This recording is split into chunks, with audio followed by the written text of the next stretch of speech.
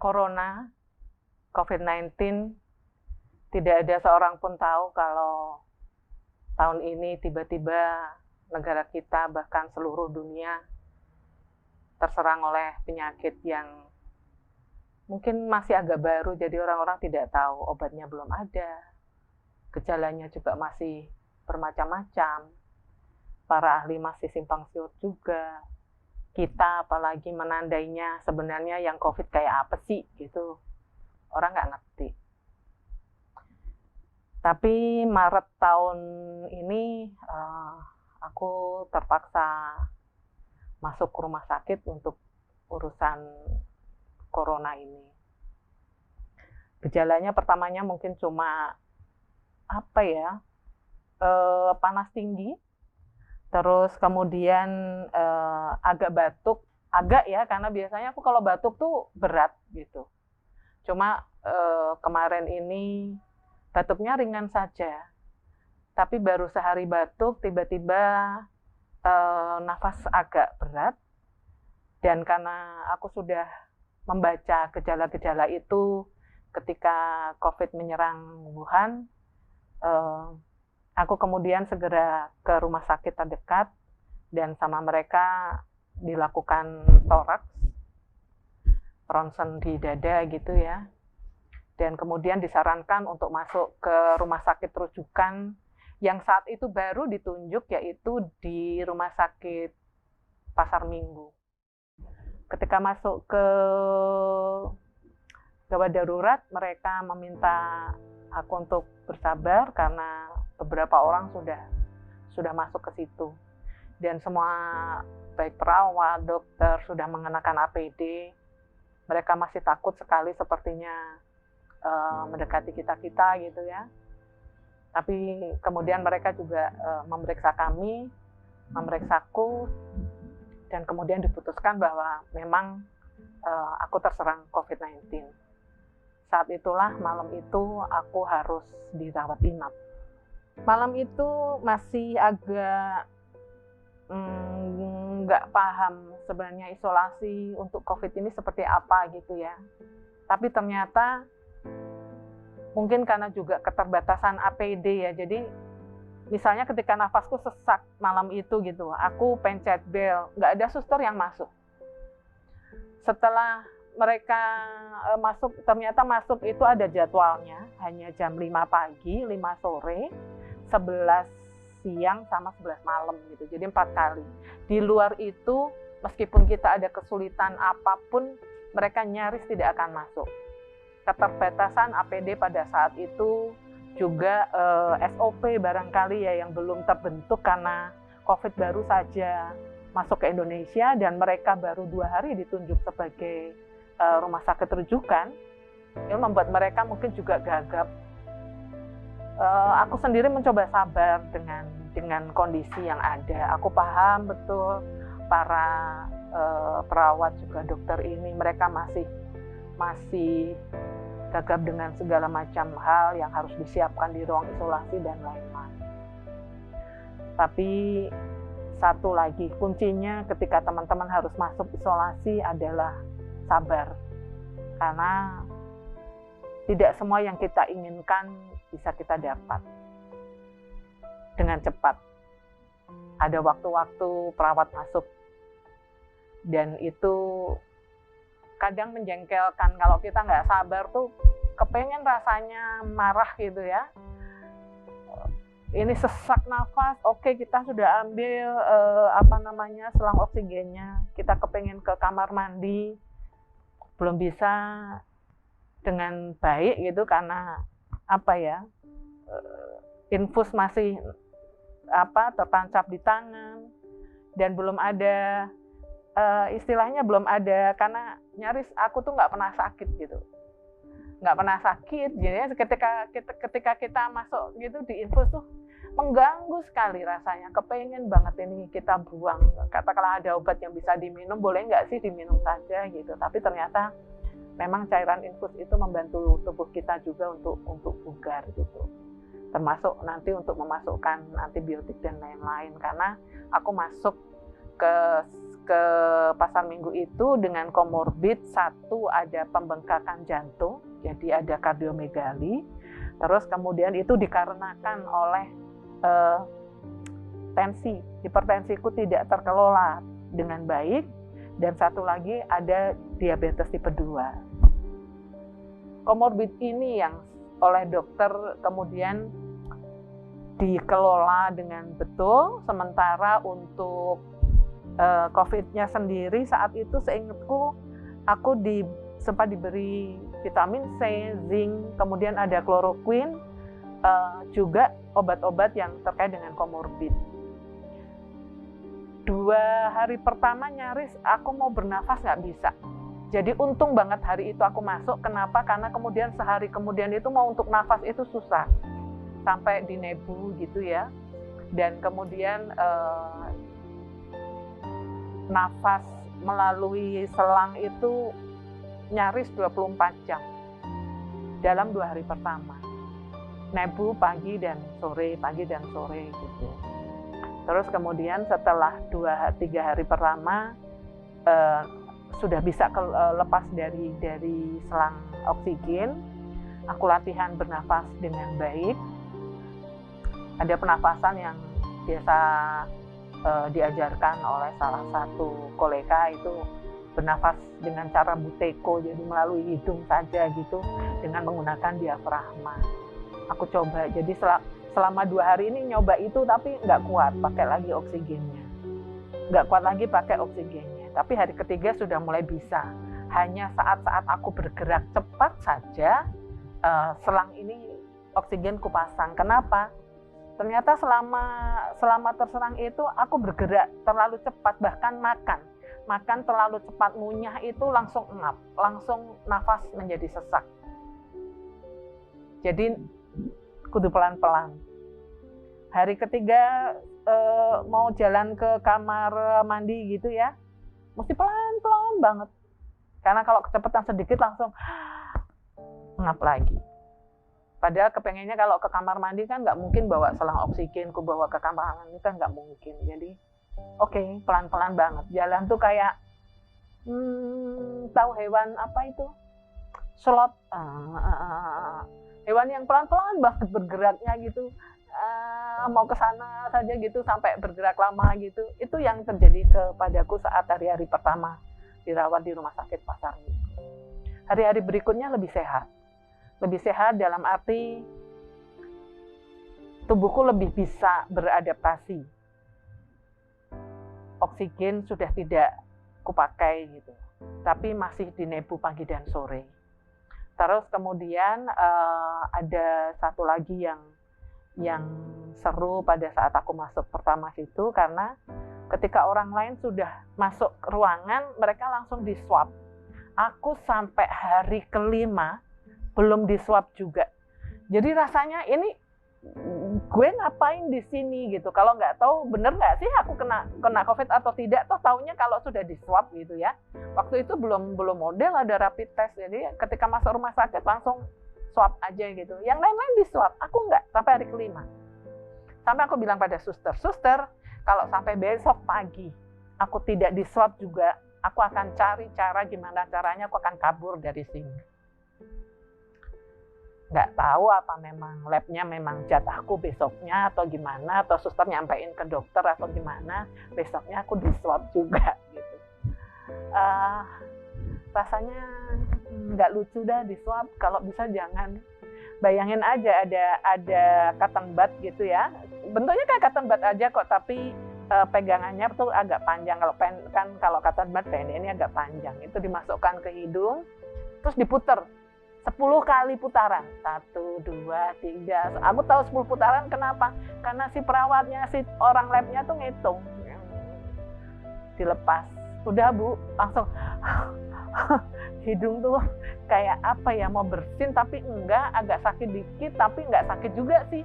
Lebih ke apa ya, risih banget gitu. Dan selama di situ swab itu dilakukan 3 kali.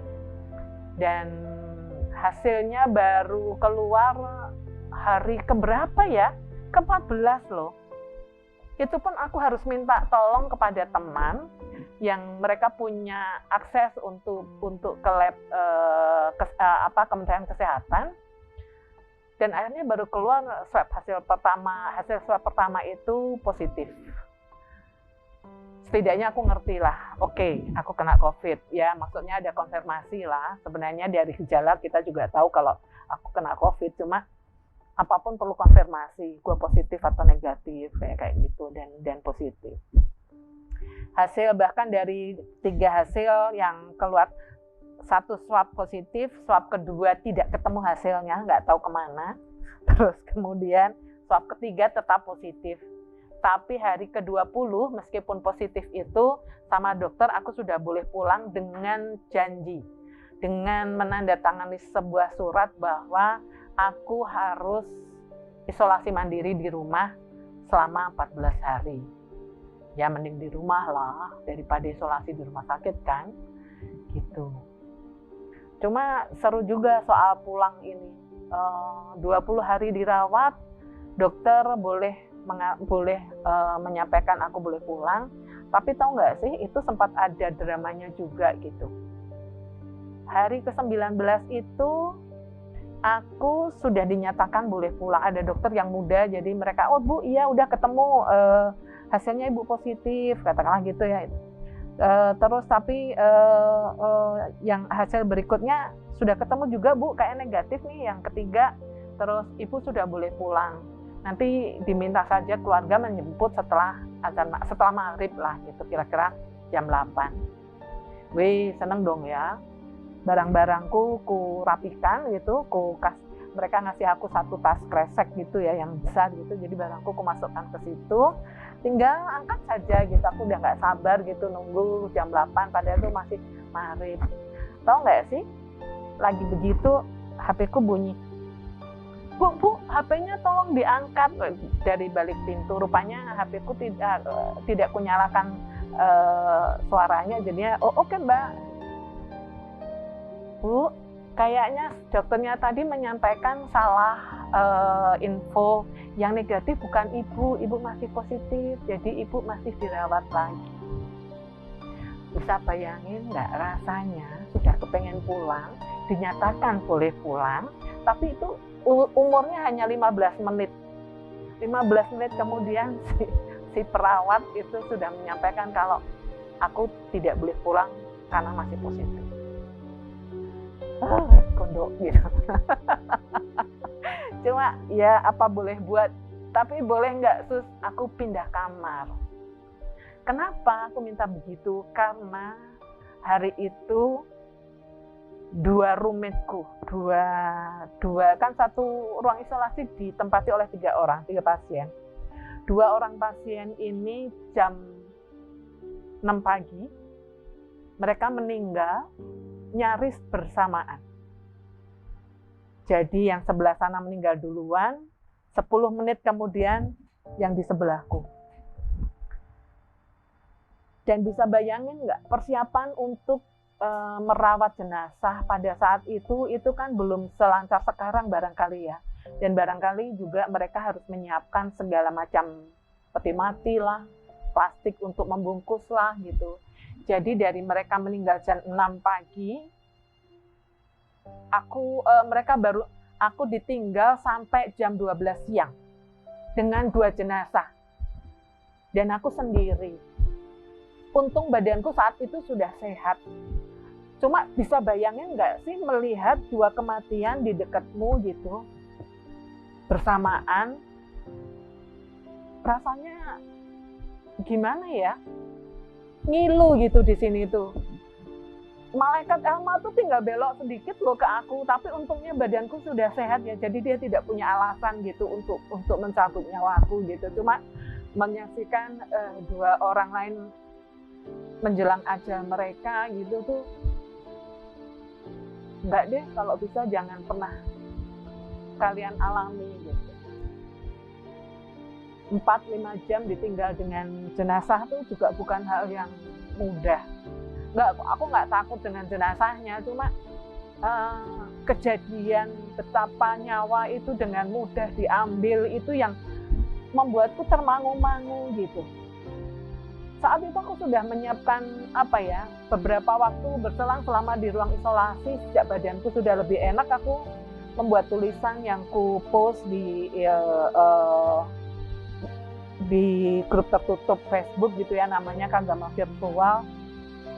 Hanya ke mereka aku bisa cerita, sedang kejadian, 2 orang di depanku meninggal semua. Teman-teman dari Facebook, dari grup gitu memberikan semangat. Anak-anak juga gitu. Pada saat itu mau nangis ketika mereka sedang menjelang azan tuh mau nangis belum bisa, masih ada suster segala macam gitu ya. Mereka terus kemudian setelah dua-duanya meninggal, alat-alatnya diberesin gitu, mereka terus kemudian keluar. Habis itu aku baru bisa telepon anakku. Dek, aku mau nangis gitu. Kenapa, Bu? Ini 2 pasien di depanku meninggal dan rasanya gimana ya? Aku nggak bisa gitu. Sabar, Bu. Mereka cuma bisa bilang begitu. Tapi ya aku cuma butuh orang yang aku bisa menangis lah. Dan setelah jenazah itu akan diambil gitu ya, perawat masuk 3 orang. Sepertinya satunya perawat, yang 2 lebih ke penyelenggara pemulasaraan jenazah gitu. Bu, kayaknya ditutup dulu ya gitu kan, masing-masing tempat tidur itu kan dilindungin sama kain gitu kan, ada pembatas kain gitu. Jenazah sudah ditutup kain. Jam 6 ketika suster keluar itu jenazah ditutup kain semua, jadi hanya kain pembatasku yang kubuka gitu. Aku masih wira-wiri juga ke kamar kecil gitu. Nah, saat mereka masuk justru pembatasku yang ditutup. Jadi aku hanya bisa mendengar mereka memulasara jenazah itu dari balik kain. Aku mendengar mereka mentayamumkan gitu ya. Jadi yang satu orang sepertinya Muslim, yang satu orang enggak. Jadi yang satu ditayamumkan, terus kemudian dipakai kain kafan, di plastik, terus kemudian disemprot dengan desinfektan, masuk ke peti ditutup, didesinfektan lagi. Suara itu yang aku dengar gitu ya. Setelah itu keluar peti satu persatu gitu ya. Dan saat itulah ruangan sepi banget gitu karena hanya aku sendiri gitu. Aku membayangkan mereka yang meninggal itu masih berada di situ gitu. Pasti mereka tertegun dengan cepatnya nyawa mereka diambil gitu loh. Semoga jalan mereka menuju Gusti Allah lancar. Setelah itulah sore itu kemudian setelah ada kejadian aku nggak jadi pulang itu, akhirnya aku dipindah juga gitu ya ke ruangan yang lain gitu, dan aku ketemu dengan satu roommate lagi, itu nenek-nenek. Dia sudah pelupa. Sepertinya dia juga kena COVID, tapi para suster menyampaikan kalau nggak boleh kan, kita itu ditengok nggak boleh, ditungguin nggak boleh gitu, ditengok saja nggak boleh kok apalagi ditungguin.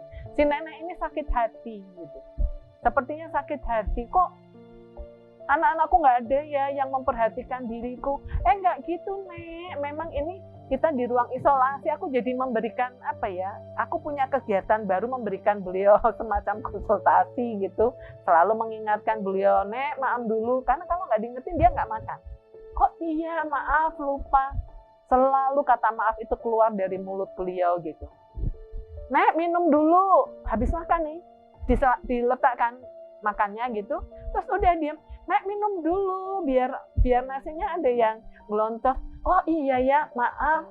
Iya, terima kasih. Terus dia ngambil sendiri. Untung dia masih bisa. Terus beliau cerita kalau kemarin beliau jatuh. Jadi sekarang nggak boleh turun sama suster supaya tidak kejadian lagi. Sudah dipakein pampers segala macam gitu ya. Dan dia nggak nyaman gitu. Setiap kali aku mau pup tapi nggak enak, nanti kasihan susternya gitu. Loh Nek, nggak apa-apa, itu sudah tugas susternya, jadi harus ngingetin lagi. Cuma aku membayangkan, andai kata aku yang jadi dia gitu, aku juga akan mengalami hal yang sama gitu. Apa sih enaknya pakai pampers dan sebagainya. Dan ingat, suster hanya masuk jam 5 pagi, 5 sore, 11 siang, 11 malam. Jadi katakanlah kita pup menggunakan Pampers itu, suster menggantinya akan ada di jam-jam itu, bukan langsung. Jadi bayangkan betapa nggak enaknya di ruang isolasi. Belum lagi ada pengalaman di ruang isolasi itu ya, saat pertama datang itu ruang sebelah itu tiba-tiba kedobrak, kedengaran kalau apa ya, ada orang yang ngamuk gitu loh. Tolong, yang satunya teriak-teriak begitu. Wah, ada apa ya, kita cuma bisa nengok-nengok gitu lewat kaca kecil di pintu yang ada di ruang isolasi itu. Beberapa lama, tolong suster tolong gitu, dan suster tidak bisa memberikan pertolongan serta-merta karena bisa bayangin nggak, mereka mesti gunakan APD dulu gitu. Gunakan APD itu butuh waktu juga, dan beberapa saat kemudian aku dengar langkah mereka ke situ, membuka pintu, terus menutup pintu, terus suara tangisan itu berada di luar gang.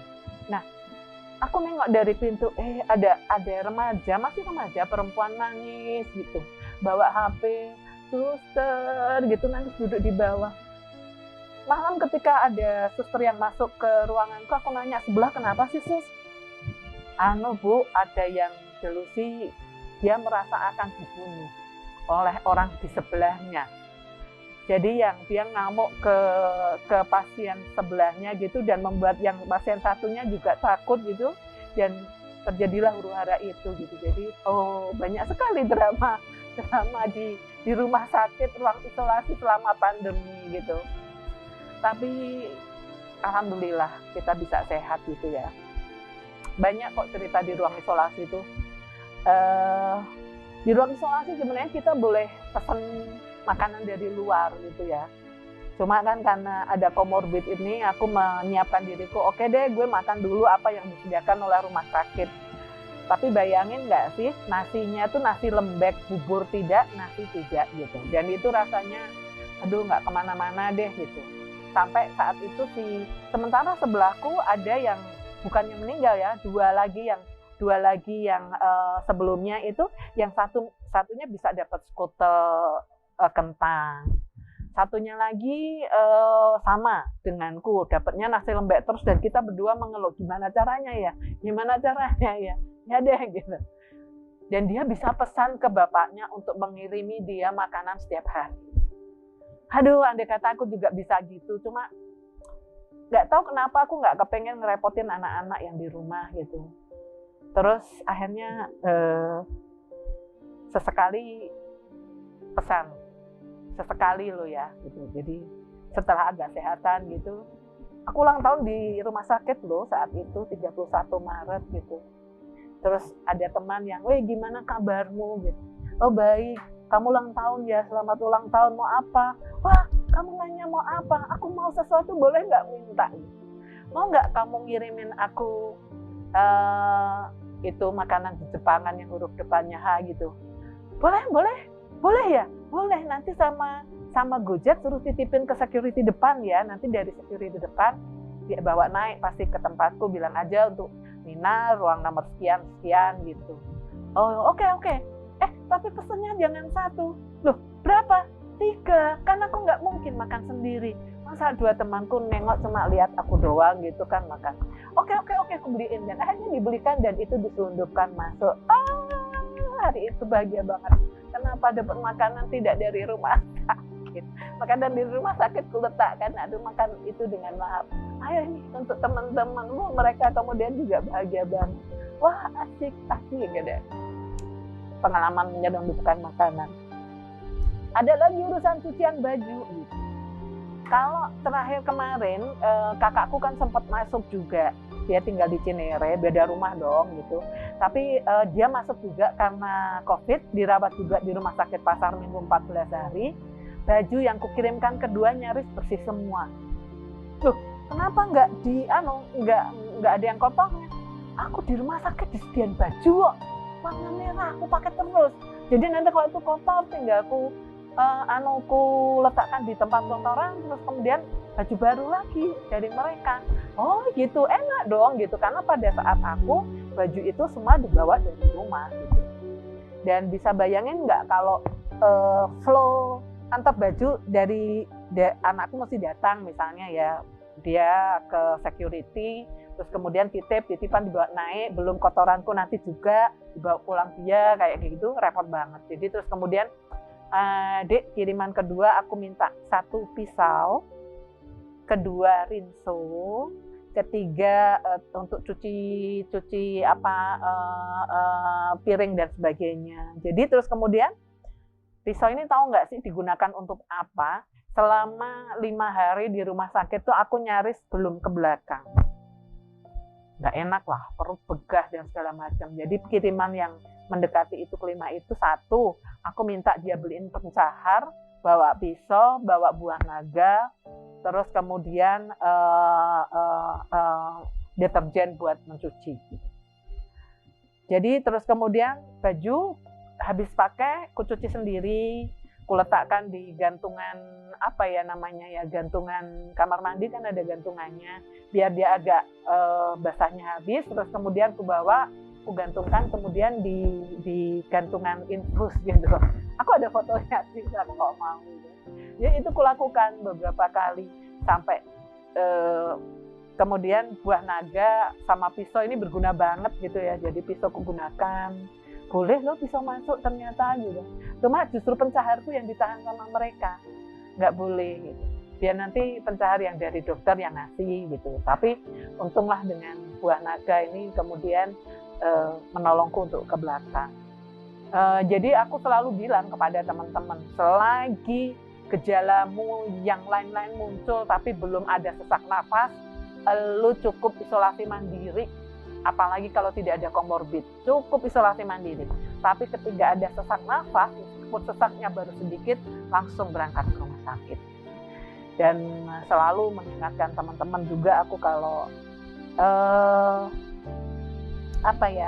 taatilah protokol-protokol yang sudah ditetapkan oleh pemerintah, oleh petugas kesehatan, ada 3M, mencuci tangan, apalagi ya menggunakan masker, sama menjaga jarak dengan orang lain gitulah ya.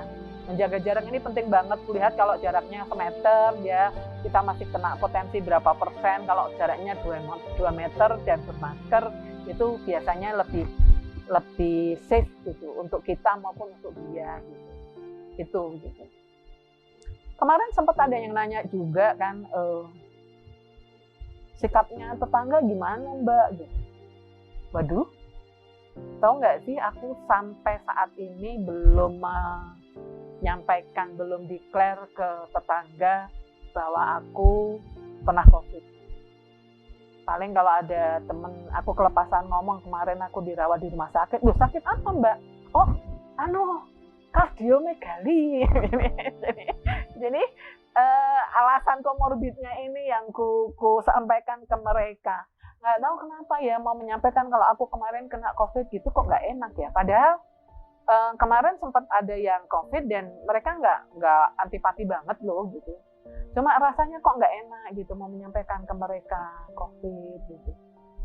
Mungkin aku khawatir nanti kalau apalagi pas masuk tuh sampai bilang ke anak-anak bahkan yang minta nggak usah ngomong-ngomong kalau ibu COVID ke tetangga-tetangga kan ada ya grup segala macam gitu, nomor telepon tetangga juga beberapa ada, nggak usah ngomong nanti daripada kita yang diusir.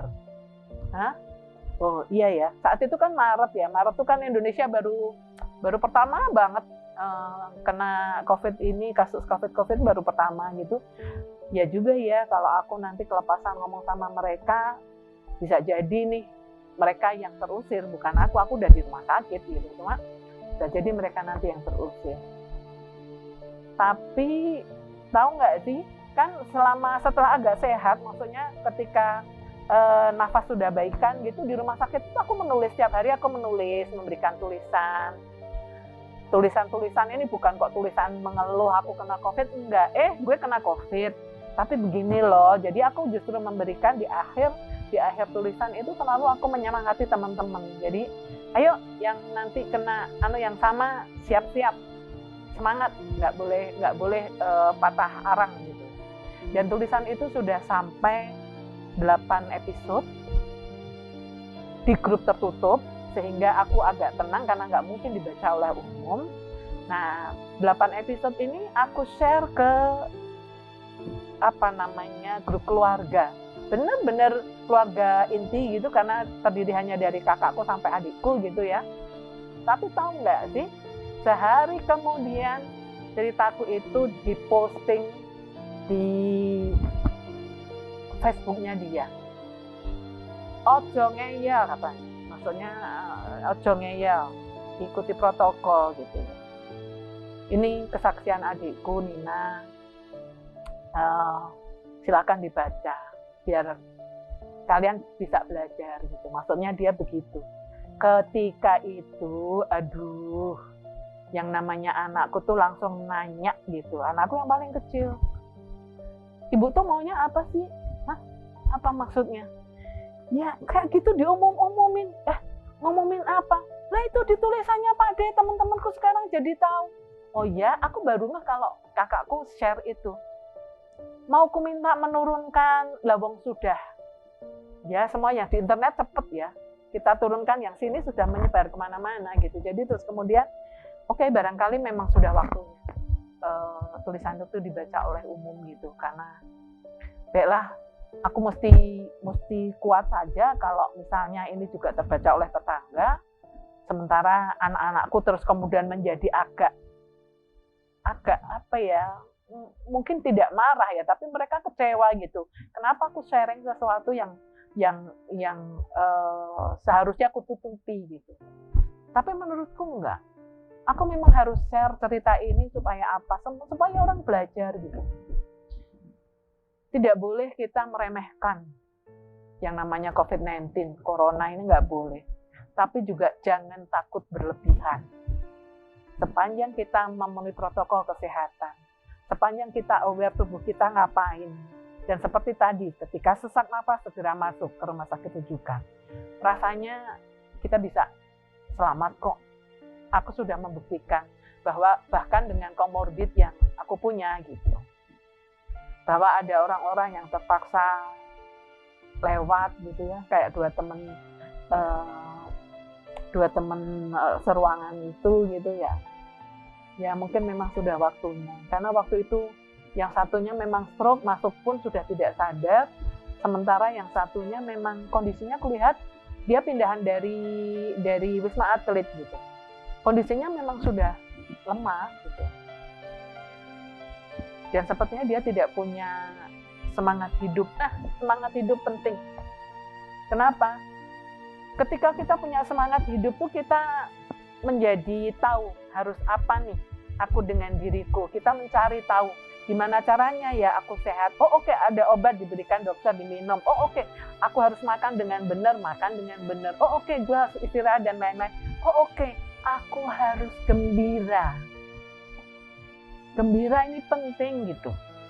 Katakanlah saat itu kita sedang menghadapi cobaan, dapat giliran untuk dimasuk ke ruang isolasi COVID-19 ya. Hadapi ini dengan happy. Gimana caranya happy ya? Yaitu, oke, gue bermain-main dengan tulisan. Aku bermain-main dengan baju-bajuku, ku tempel-tempelin, ku kasih foto, ku sebarin ke teman-teman yang ada di grup tertutup itu. Itu apa Mbak? Yang sebelahnya daster. Wah, ternyata ada celana dalam kelihatan nyempil gitu. Tapi itu membuat happy gitu. Apa ya? Kekonyolan kecil yang mesti disyukuri karena membuat kita bisa tersenyum, bisa tertawa. Gitu. Hal-hal kecil jadikanlah sebuah hiburan. Satu, jangan mengeluh, tapi tetaplah semangat dengan diri kita.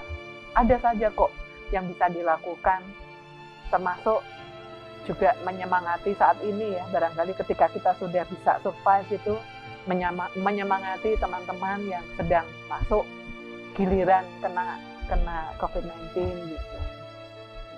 Rasanya mungkin hanya itu yang bisa aku ceritakan. Semoga cerita ini bisa membuat teman-teman mengambil hikmah. Sekali lagi, jangan abaikan protokol kesehatan. Jangan terlalu takut dengan COVID-19 juga. Tapi yang penting kita waspada dan tetap hidup sehat. Namaku Nina Susilowati, aku survivor of COVID-19, sempat dirawat di rumah sakit Pasar Minggu sekitar 20 hari. Alhamdulillah saat ini sehat, dan ayo semangat untuk teman-teman yang kena COVID-19 dan sedang dirawat. Saatnya kita lawan COVID-19 dengan sebaik-baiknya.